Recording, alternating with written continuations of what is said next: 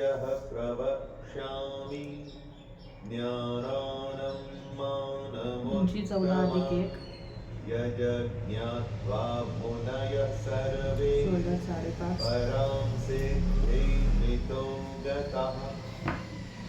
ज्ञान उस जलधारा की तरह है जो बड़े से बड़े पत्थर पर अपना प्रभाव छोड़ जाता है, लेकिन तभी जब वो निरंतर होता है।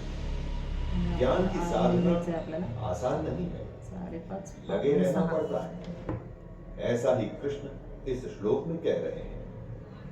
हे अर्जुन, समस्त ज्ञानों में भी सर्वश्रेष्ठ इस परम ज्ञान को मैं तेरे लिए फिर से कहता हूं।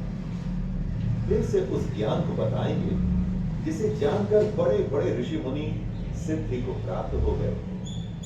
दोस्तों, कार चलती है लेकिन ये पता नहीं होता कि कहां। अपने इस ज्ञान के बारे में बताते हुए कृष्ण कह रहे हैं, इस ज्ञान में स्थिर होकर वह मनुष्य मेरे जैसे स्वभाव को ही प्राप्त होता है।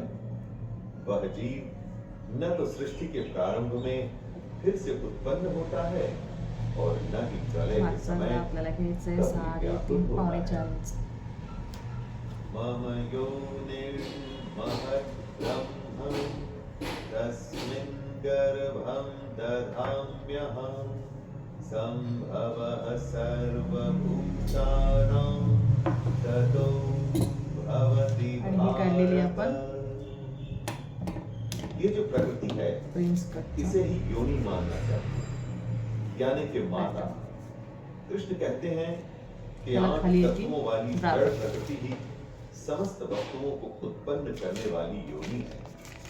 जड़ प्रकृति, इसका अर्थ है जो भी अनकॉन्शियस है दोस्तों। ये 8 तत्व हैं: जल, अग्नि, वायु, पृथ्वी, आकाश, मन। याची उंची घ्यायची आहे आपल्याला पूर्ण उंची 13.5 अधिक 1.5 इंच घ्यायची आहे आपल्याला आणि चेस्ट घ्यायचं आहे आपल्याला 9.5 2 इंच मार्जिन। पुढचा गळा घ्यायचा आहे आपल्याला 6। इस जड़ चेतन के संयोग से ही मुंडा घ्यायचा आहे 5.5 प्राणियों का जन्म आणि इथून घ्यायचं आहे आपल्याला 3.5 अगर हमसे हमारी आणि इथून घ्यायचं आहे बस पॉइंट आपल्याला 10। निर्जीव हो जाए। कमर किती आहे 8 अधिक 2 आणि 2 इंच आपल्याला प्रिन्स कटचा जो शेप आहे ते देण्यासाठी आणि इथून घ्यायचं आहे आपल्याला 3.25 इंच आणि ह्या बाजून घ्यायचं आहे आपल्याला 2 इंच। त्याची कटिंग करून घेऊ आपण। चाहे भालू हो या शेर या फिर एक्सटिंक्ट हो चुके डायनासोर या हम और आप, जो भी शरीर धारण करने वाले प्राणी हैं उनको धारण करने वाली जड़ प्रकृति ही माता है और कृष्ण ब्रह्म यानी कि आत्मा रूपी बीज को स्थापित करने वाला पिता। प्राणी का जन्म माता और पिता से ही संभव है। जो काया है, शरीर है, बॉडी है, बिना प्राण के वो जड़ प्रकृति है। और जब उस शरीर में प्राण आ जाते हैं, लाइफ आ जाती है, वो तभी संभव होता है जब उसमें आत्मा आती है और वो आत्मा डालने वाले पिता कृष्ण ही है। सत्वं रजस्तमः इति आपण आपला खालचा हलणार निबध्नन्ति महाबाहो देहे देहिनमव्ययम्।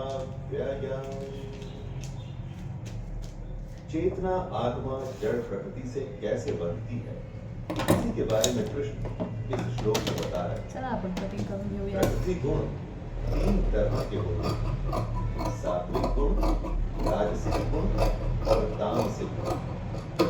ये तीनों गुण भौतिक प्रकृति से ही उत्पन्न होते हैं। प्रकृति से उत्पन्न तीनों गुणों के कारण ही अविनाशी जीवात्मा शरीर में बन जाती है। इन 3 गुणों के कारण हमारी अविनाशी आत्मा यानी कि इनडिस्ट्रिब्यूटेबल सोल हमारी विनाशी शरीर से बन जाती है। हमारा शरीर यानी कि ये नष्ट हो जाने वाला है दोस्तों, लेकिन शरीर में यही संबंध है। तत्र सत्त्वं निर्मलत्वात् प्रकाशैकमनामयम् सुखसङ्गेन वर्त्नाति ज्ञानसङ्गेन जानः। तीनों गुण एक तरह के बंधन है जिससे हमारी आत्मा शरीर से बंधती है। सतोगुण भी एक तरह का बंधन ही है, लेकिन सतोगुण अन्य गुणों की अपेक्षा अधिक शुद्ध होने के कारण पाप कर्मों से जीव को मुक्त करवाता है। मुक्त करके सतोगुण आत्मा को प्रकाशित करने वाला होता है।